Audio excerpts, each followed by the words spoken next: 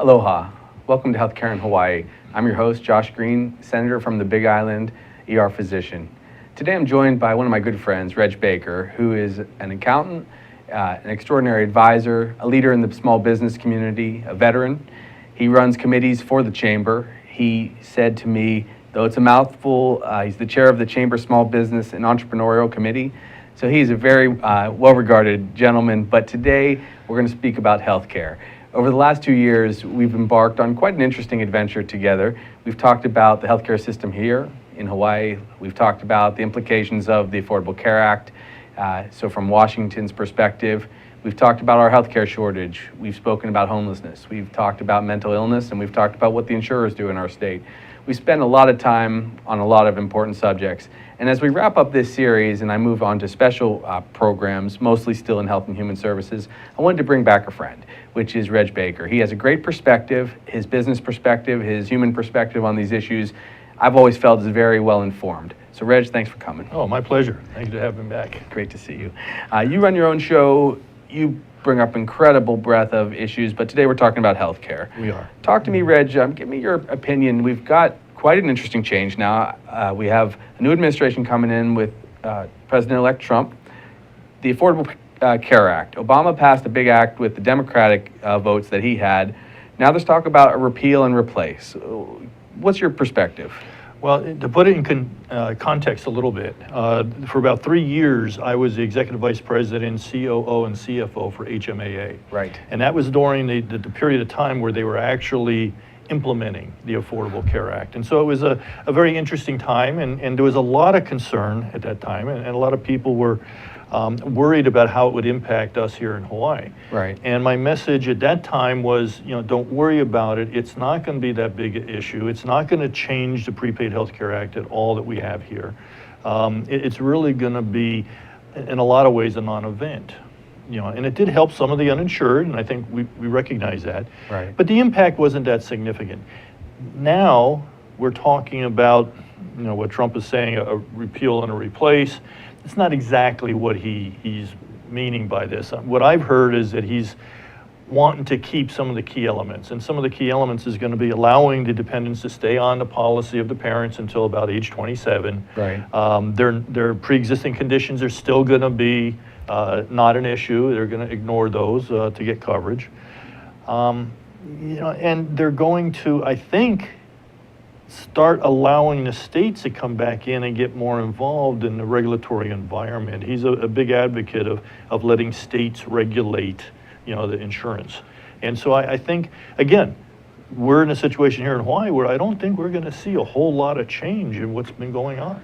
I think you're right. I think that you make very good points because we came into this with the Prepaid Healthcare Act, as you mentioned, from 1974, which already had us at a 9% or so uninsured rate, very small compared to the rest of the country. Yes, we had another 40 or 50,000 people find a way to coverage through Obamacare, but even with that, it came with, trade-offs.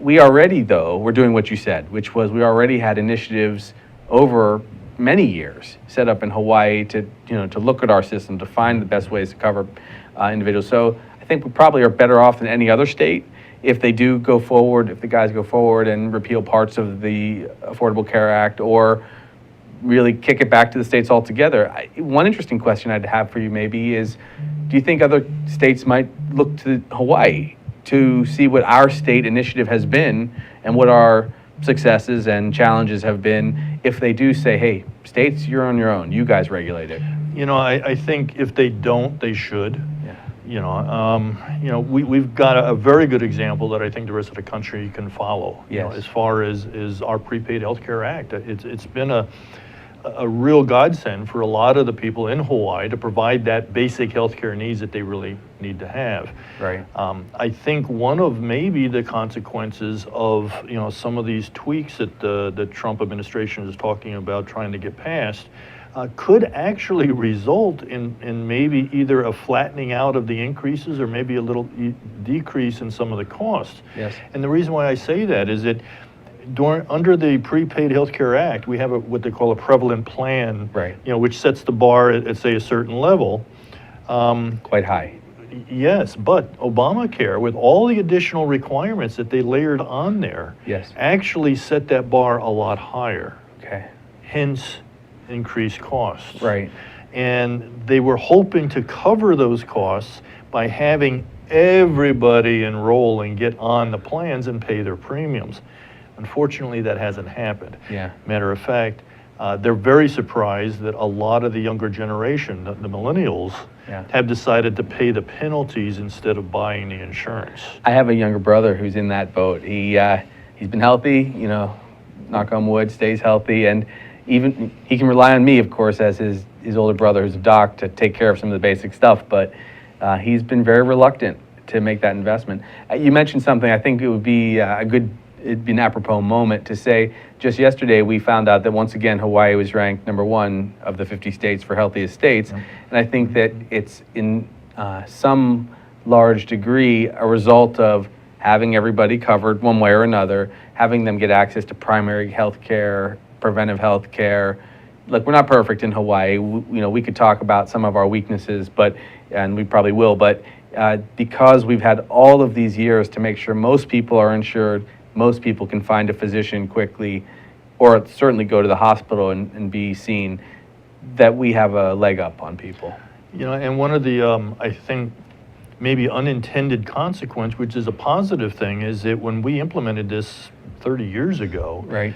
it got everybody thinking more along the lines of preventative care. I mean, we've Right. got the coverage, we've got the primary care physicians, we're taking advantage of this.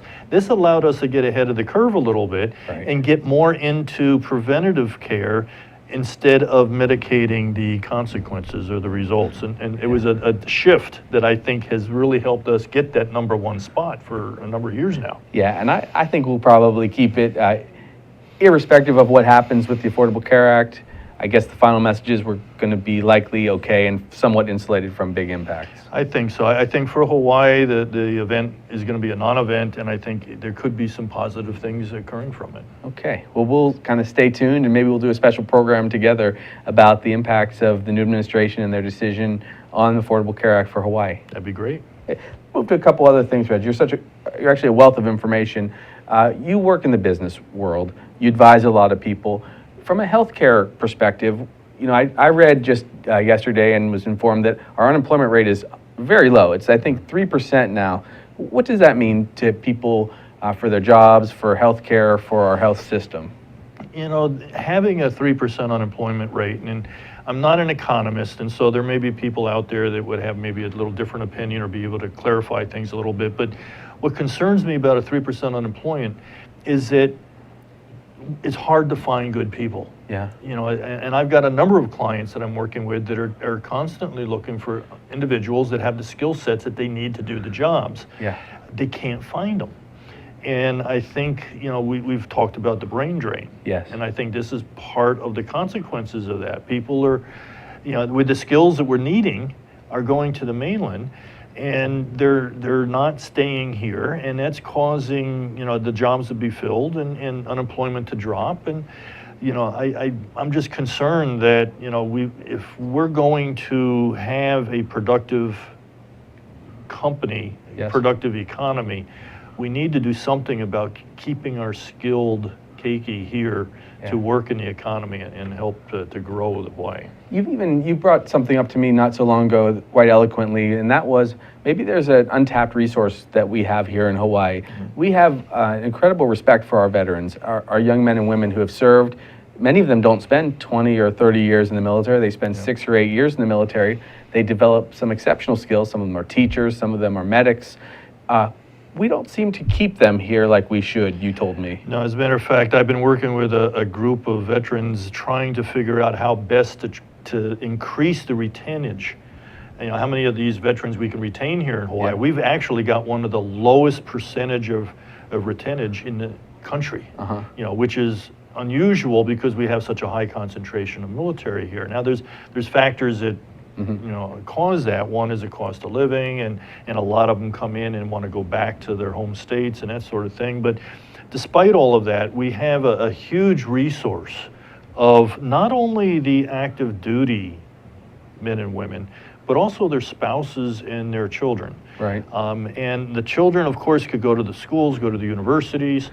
The spouses, many of them are used to traveling around to different locations during the career. Right. And they've got certificates. They can teach. Yes. They've got healthcare experience, and those are two areas that we've got critical shortages in. And if there was a way that we could tap into that, Right. It may not solve it, but it could take a big chunk of the problem away. Well, I think you're totally right. I mean, I'm glad you mentioned those two disciplines, because every year when I get Senate briefings, they tell me they have very large numbers of vacant positions still at the public school system. We have one Department of Education, which is a challenge unto itself, and constantly that's kicked around as a political idea, whether we need to change that, probably for a whole nother program. Well, from what I understand, we're the only state in the country that has one statewide. Which is, my Big Island guys sometimes get a little salty about that, because we all have differences.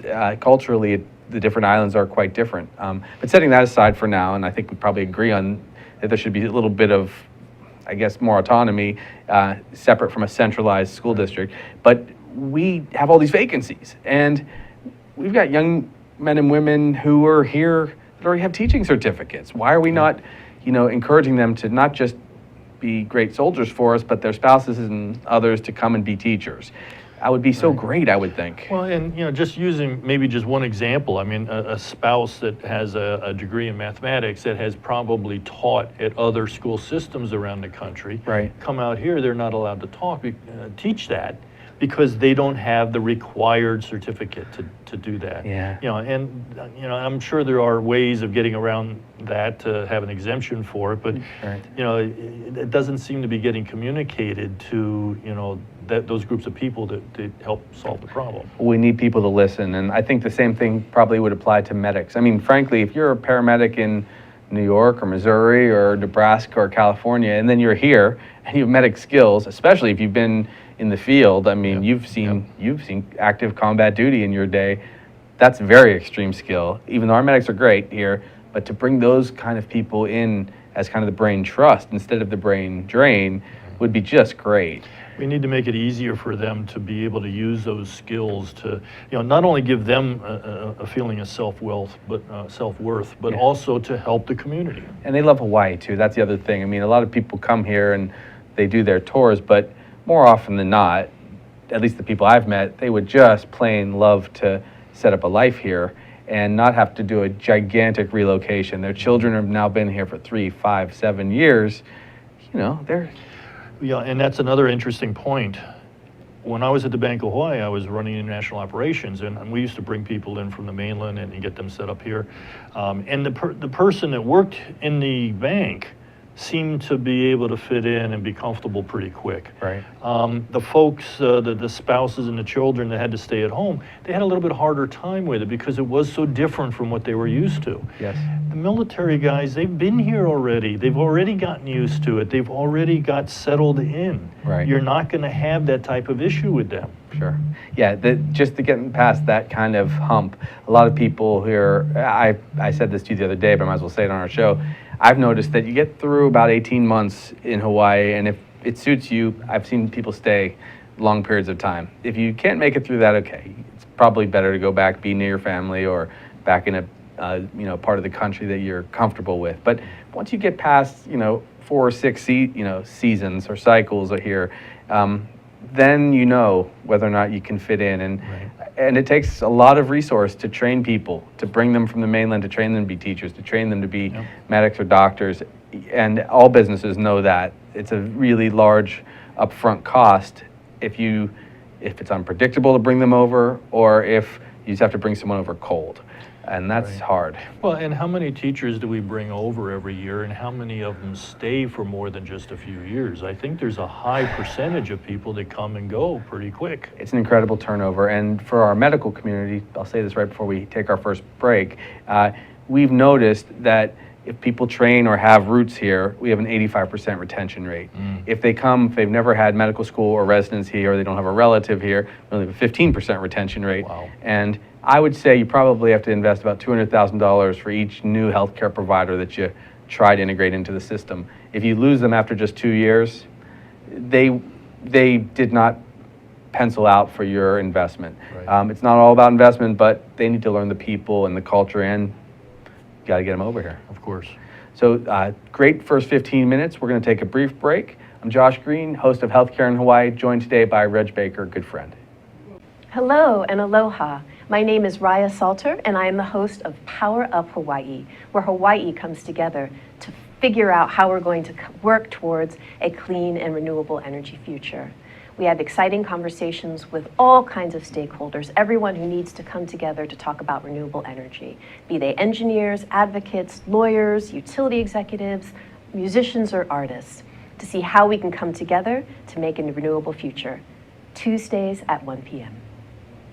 Hi, aloha. My name is Chris Leatham, and I host a show called The Economy and You. The show plays every Wednesday at noon.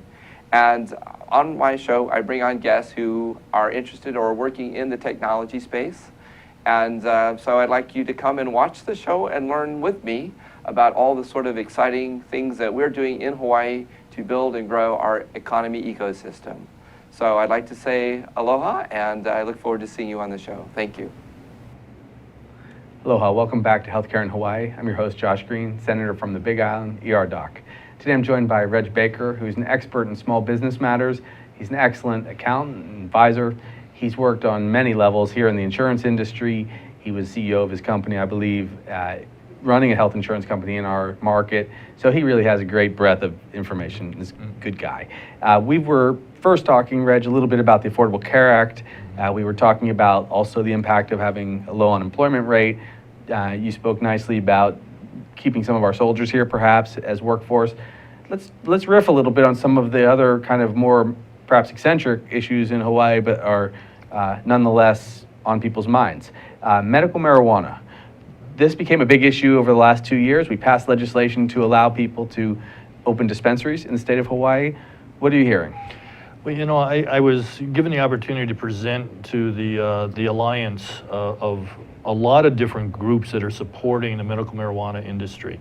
And we talked a little bit about the regulatory issues and some of the challenges, some of which we don't have any control over because there's a lot of federal issues that still need to be resolved. Right. But one of the comments that I have heard repeatedly over the last few months is that for some reason things seem to be going a little bit slower than they had hoped. Yes. And I guess they're not getting some of their labs, you know, inspected, and some of the other facilities that have to be up to a certain level with certain regulatory, hurdles. Sure. They're just not getting them inspected, and things aren't moving as quickly as they had hoped. Yeah. So it seems to be slowing down the process of getting these things up and running. I hear you. You know, I was part of that process early on, and my recommendation, which wasn't followed, was to embed the rules from day one, which could have been amended, changed by the Department of Health and Public Safety to their satisfaction, but they were pretty much boilerplate rules I think we took from Minnesota.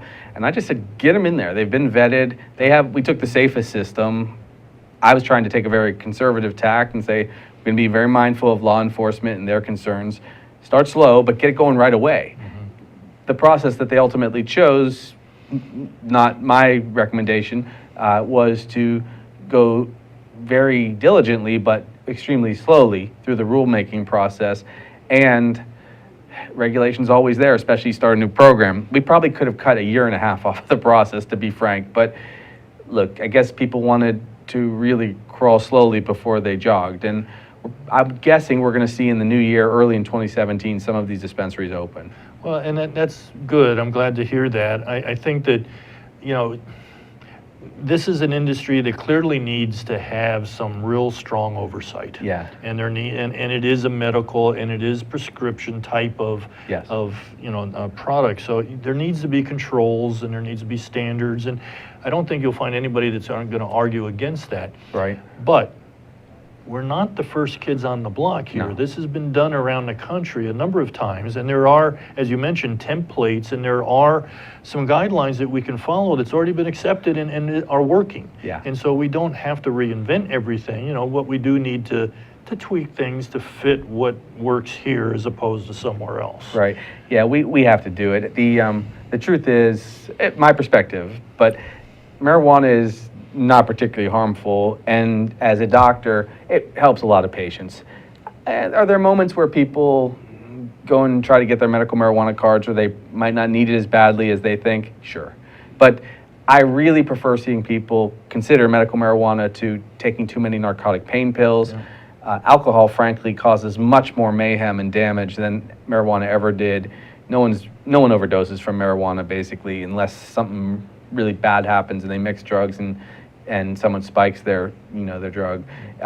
Over time, I think it's going to become mainstream. I think it will be a part of the culture, and as long as children aren't smoking while their minds are developing, I'm all for moving forward. So I hope it happens. And one of there's a misconception, I think, that's out there that people have to just get comfortable with, is that we're not talking about a Cheech and Chong type of process here. We're talking about extracts of the plant that's going to be in a pill form or a liquid form that can be done in different ways.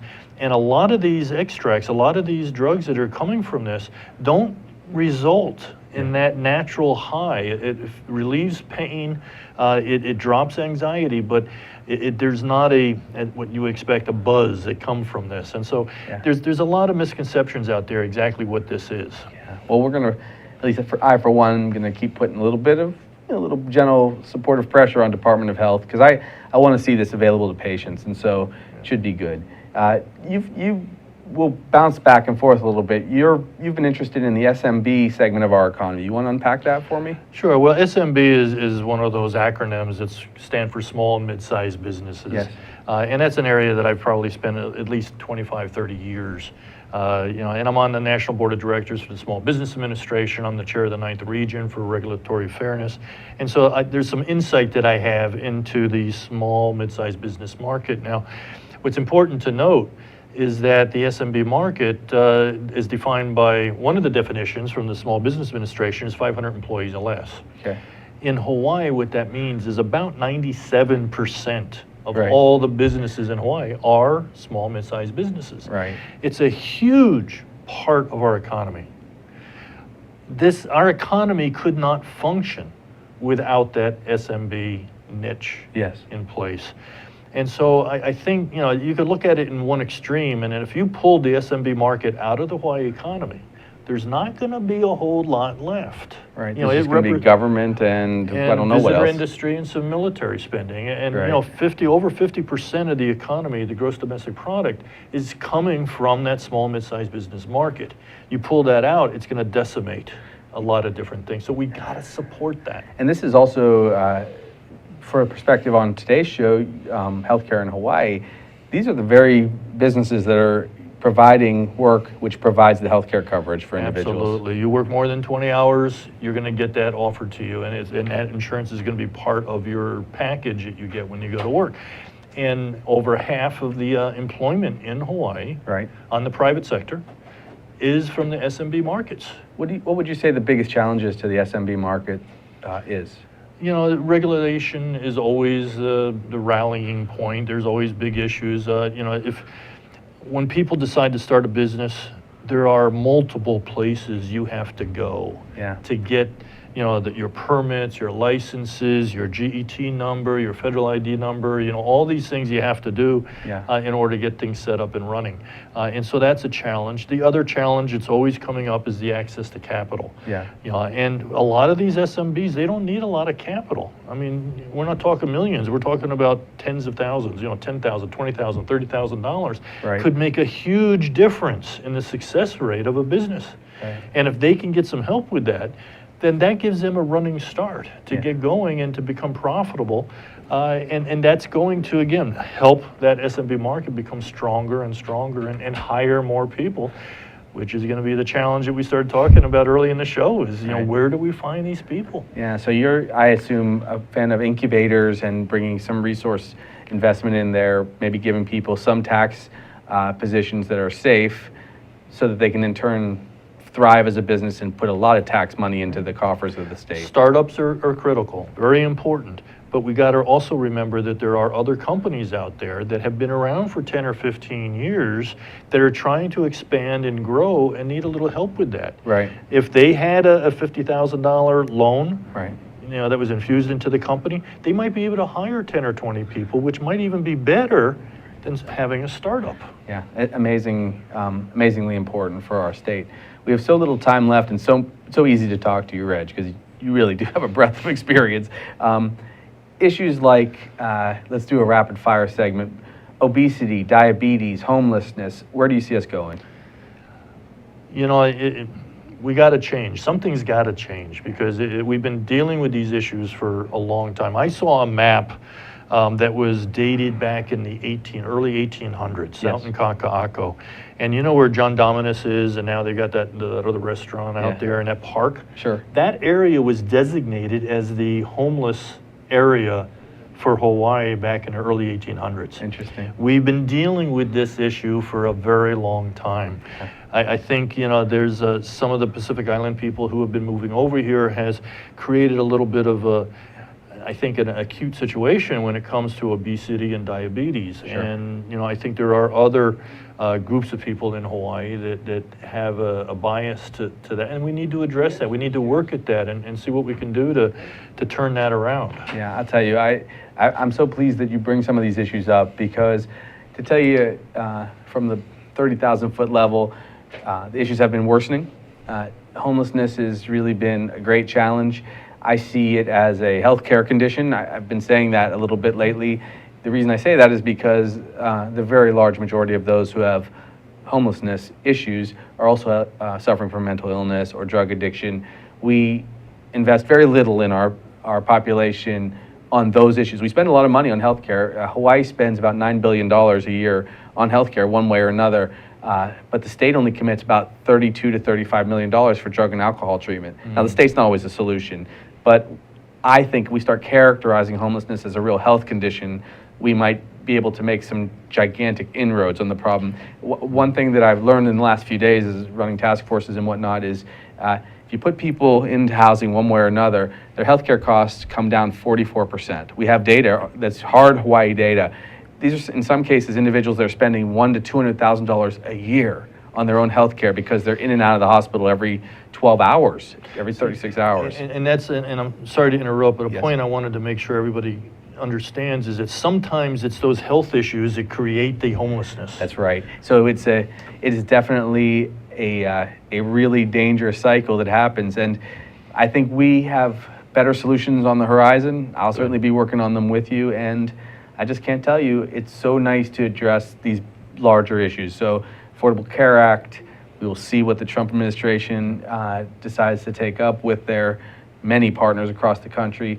Unemployment issues are going to continue to be here. We're a closed community in many ways. Maybe we can get the military here working. We're going to work on medical marijuana, help small businesses, work on homelessness, work on diabetes. These solutions, we do better than many states, but we could still do better. Always. Okay, well, hey, great to have you. My pleasure. I'm so glad. This has been Josh Green, Healthcare in Hawaii. In the future, we'll be doing additional shows, but mostly special programming on very large challenges that Hawaii faces. I intend to take up homelessness as my next priority as a legislator, and I will be back to share those developments, to get your ideas, and to have experts come and join us in this big dialogue. Thanks for caring.